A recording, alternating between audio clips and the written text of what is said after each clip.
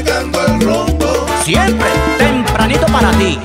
marcando el rumbo. Hablar en el día de hoy, quería hacer una reflexión con ustedes que están en su casa de un tema que yo sé que muchos van a decir, bueno, pero ya eso pasó, hablamos de eso, pero yo creo que es importante no quedarse callado. Estos son los momentos en los que uno debe poner el pie sobre los hechos.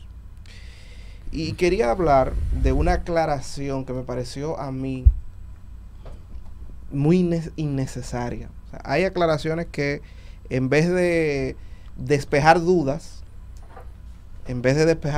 lo único que hacen es empantanar las cosas. Y lo digo con mucha responsabilidad. El pasado fin de semana se generó todo un revuelo, se generó un debate en las redes sociales a partir de una fotografía de un evento privado de índole personal en el cual el ex embajador Wally Breister había anunciado o daba a conocer a sus seguidores que participaba como padrino de la boda de dos personas. De la boda de dos personas que se hacía de manera simbólica porque ambas estaban casadas en otro país. Y una de estas personas es de nacionalidad norteamericana, que estaba vinculada a ese embajador, que fue empleado de este embajador, y imagino que por la cercanía que ambos tenían, le pidió que estuviera ahí como una especie de padrino. Es un acto de carácter privado, de carácter simbólico. Y decía que era una aclaración innecesaria lo siguiente.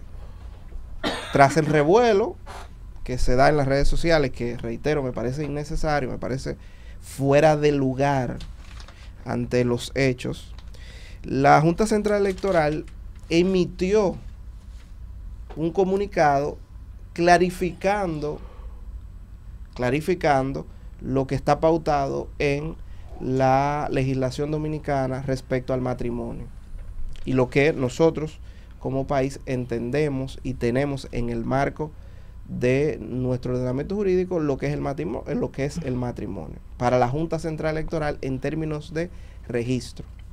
Decía que era una aclaración innecesaria porque no hubo un matrimonio en el marco de lo establecido en nuestro marco jurídico, lo primero. Segundo, nadie registró esa unión en la Junta Central Electoral. Por tanto, esa aclaración de la Junta Central Electoral lo único que hizo es darle legitimidad a un rumor,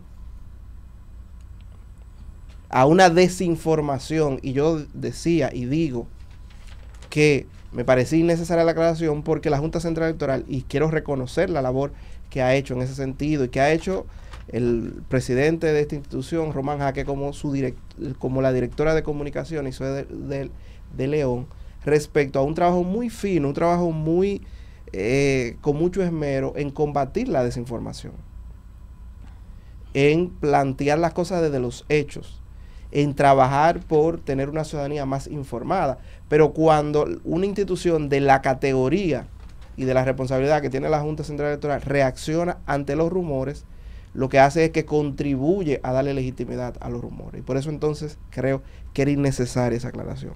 Ahora bien, yo quisiera que nosotros como país empezáramos a entender las cosas desde la normalidad y desde el ámbito que corresponde a cada cosa. El hecho en sí, que fue la unión de dos personas que tienen todo el derecho, quiero reiterarlo, tienen todo el derecho de celebrar de manera simbólica esta unión, no debería escandalizarnos de la manera en que nos ha escandalizado. No debería generar repudio de la manera que parece que genera repudio en algunos sectores. Porque para mí, y lo digo con mucho cuidado, y lo digo además con mucha responsabilidad, a mí no me parece un avance, a mí no me parece un valor, a mí no me parece un sentido de tradición que nosotros seamos, como siempre, los ganadores en el atraso. Porque aquí estemos hablando de que es una falta de respeto un matrimonio entre dos personas que se quieren, porque estamos hablando de personas que se quieren. Y que cuando dos personas se quieren, sin importar el género de esas personas, uno de los pasos más importantes que dan esas dos personas es casarse. Y a mí no me parece, yo no me siento orgulloso de que la República Dominicana prohíba el matrimonio entre personas del mismo sexo. A mí no me parece eso un avance, a mí me parece un retroceso, como tenemos muchísimos otros temas en los cuales estamos en las últimas listas. Porque cuando hablamos de eso, y mencionaba el tema y quería traer ese tema a colación para debatir eso, porque eso es lo que nosotros deberíamos estar debatiendo. Cuando nosotros prohibimos el matrimonio entre personas del mismo sexo, nosotros lo que estamos es reduciendo los derechos que les asisten a esas personas. Porque no son ni uno ni dos los casos en dos elementos que voy a puntualizar que se dan en este país. Aquí yo conozco y he visto y se han documentado un sinnúmero de casos de parejas que tienen 20, que tienen 30 años construyendo un patrimonio. Y porque un familiar de esa persona no le gusta la unión que tiene, cuando uno de esas personas ha fallecido o se ha habido recluido por una afección de salud, la otra persona que ha tenido 20, 15 años trabajando ese patrimonio lo pierde.